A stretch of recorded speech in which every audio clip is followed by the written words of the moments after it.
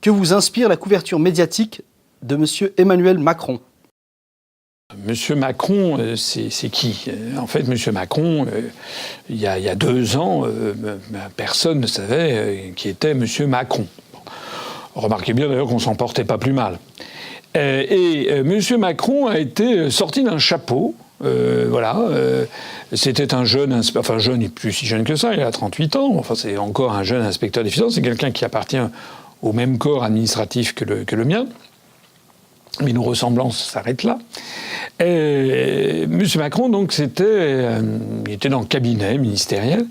Et puis, rappelez-vous, sur une émission de BFM TV, vous avez l'inénarrable Jacques Attali. Vous savez, cet homme qui se trompe plus vite que son ombre, qui, depuis maintenant une 30aine d'années, hante les palais nationaux. Semble-t-il qu'il donne des instructions à François Mitterrand, puis ensuite à Jacques Chirac, puis ensuite à Nicolas Sarkozy, puis maintenant à François Hollande. On se demande ce qu'il y vaut d'ailleurs cette faveur, puisque cet homme s'est trompé sur tout. Enfin, il suffit de relire à peu près tout ce qu'il a écrit dans tous les domaines. C'est exactement le contraire de ce qui s'est passé. Il nous avait vanté les charmes du traité de Maastricht, les charmes de la monnaie unique. On allait avoir plus de croissance, plus d'emplois, et ci et ça. Il s'est trompé sur tout. Et normalement, quand on a affaire à un charlatan, eh bien en général, on le chasse de l'ordre des médecins. Et là, pas du tout. Et là, il est promu à la tête de l'ordre des experts autoproclamés, mais il pontifie comme ça sur toutes les chaînes de télévision. Alors en particulier sur BFM TV, donc il y a à peu près 2 ans, peut-être un petit peu moins, il nous avait d'un seul coup expliqué finalement que M. Macron avait l'étoffe d'un président de la République. Alors venant évidemment de Jacques Attali, il était quasiment adoubé du style, voilà. M. Attali avait d'ailleurs poussé le bouchon assez loin, parce qu'il avait expliqué qu'il savait qui serait celle qui serait après, donc il avait, par cette formule même, laissé entendre que M. Macron serait bel et bien un jour président de la République. Et ensuite, il avait dit qu'il connaissait le nom, ça serait une jeune femme, une femme actuellement jeune, qu'il serait sans doute un peu moins quand elle arrivera à l'Élysée, dont il avait assuré qu'elle accéderait à l'Élysée. Alors, il faut quand même se pincer pour le croire. Parce que si c'était un propos de comptoir, les gens en riraient, les gens n'y porteraient pas aucun intérêt, les gens prendraient leur café et puis s'en iraient. Mais non, c'est pas ça. C'est que, en fait, cette intervention de M. Attali a été une espèce de coup de sifflet, de départ, à une fantastique promotion médiatique de M. Macron. Il a été nommé ministre des Finances, ministre de l'Économie et du Numérique dans la foulée, dans le gouvernement Valls II, gouvernement où valsent pas mal les ministres d'ailleurs. Et ensuite, il est question de M. Macron matin, midi et soir et la nuit. On comprend d'ailleurs que Mme Le Pen en prenne quelque ombrage, puisque d'un seul coup, il n'est plus question que de Macron. Alors, le dernier aujourd'hui même, on a la couverture du journal Le Monde, c'est l'offensive Macron. Voilà, il est question de Macron. Alors, ceci s'inscrit dans une volonté délibérée qui a été annoncée il y a quelques jours. Monsieur Macron a créé un parti politique qui s'appelle En Marche. Alors, vous avez vu, ça a été conçu par des cabinets, des officines de marketing. En Marche, ça fait EM comme Emmanuel Macron. Vous avez vu un petit peu la finesse du truc. Et M. Macron donc a tenu à lancer ce nouveau parti politique. Alors ça mérite qu'on s'y arrête quand même un instant et qu'on écoute exactement ce qu'a dit M. Macron. M. Macron a dit que c'était un mouvement transpartisan pour laquelle l'adhésion serait gratuite. Alors ça, c'est assez pratique. L'adhésion étant gratuite, finalement... alors l'adhésion est non seulement gratuite, mais finalement, on a découvert que M. Macron avait le concept d'adhésion assez flou, puisqu'il a annoncé quelques jours après le lancement qu'il avait déjà 13 000 adhérents. Il a été ramassé par le Canard enchaîné, qui a fait remarquer qu'il avait en fait comptabilisé les clics sur son site. Mais si on comptabilisait les clics sur le site de l'UPR, où on en est depuis 9 ans à plusieurs centaines de millions de clics, j'aurais quand même la pudeur de ne pas dire qu'on a le même nombre d'adhérents qu'il y a d'habitants en Inde, par exemple. Donc ça, c'est M. Macron. Alors, il nous a dit très exactement ceci. Il a dit « J'ai décidé qu'on allait créer un mouvement politique. J'ai décidé qu'on allait créer un mouvement politique, c'est un peu bizarre. J'ai décidé de créer un mouvement politique, mais j'ai décidé qu'on allait créer un mouvement politique pour c'est qui on. Il parle de qui. Il dit un mouvement politique nouveau, c'est un mouvement politique qui ne sera pas à droite, qui ne sera pas à gauche. Tiens donc, ça c'est 9 ans après que j'ai créé l'UPR. Il dit, je pense qu'on peut, par ce mouvement, refonder par le bas, de manière sincère, authentique, en vrai.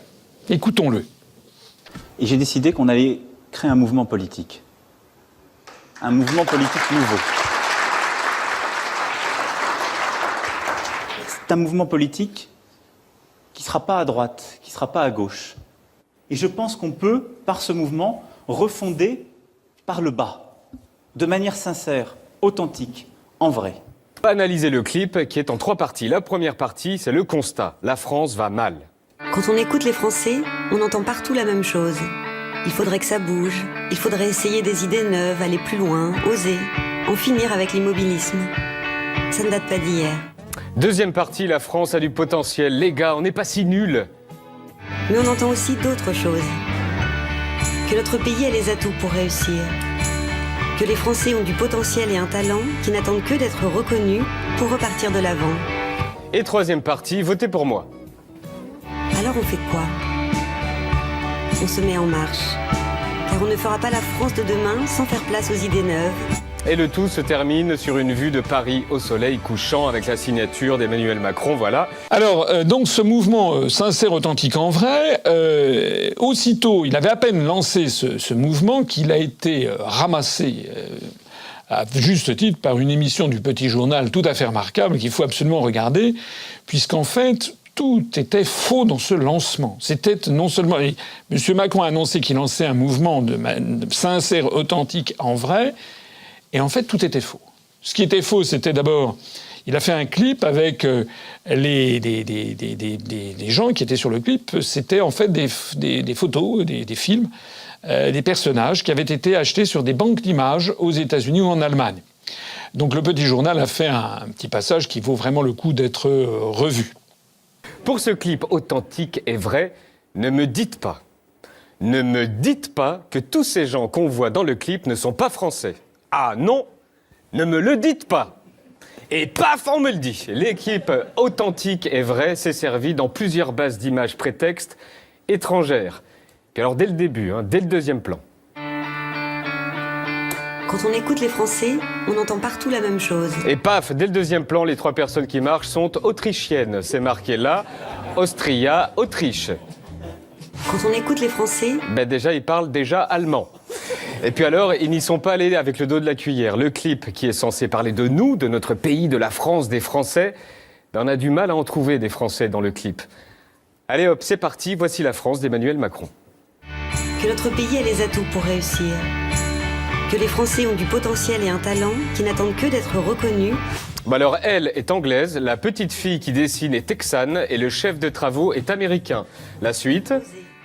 Ces 2 jeunes Français qui se baladent dans le 18e arrondissement sont en fait 2 Berlinois qui se baladent devant le mur de Berlin.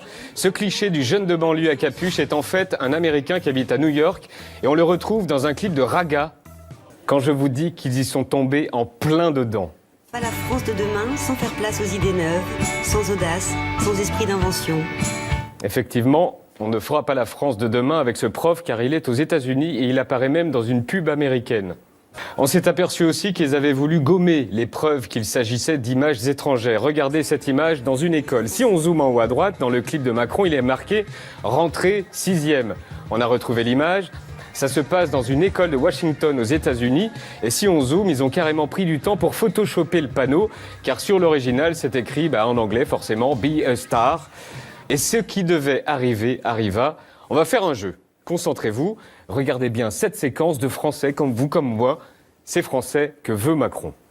On ne fera pas la France de demain sans faire place à une génération nouvelle, combative, entreprenante, audacieuse et belle. Bien retenu?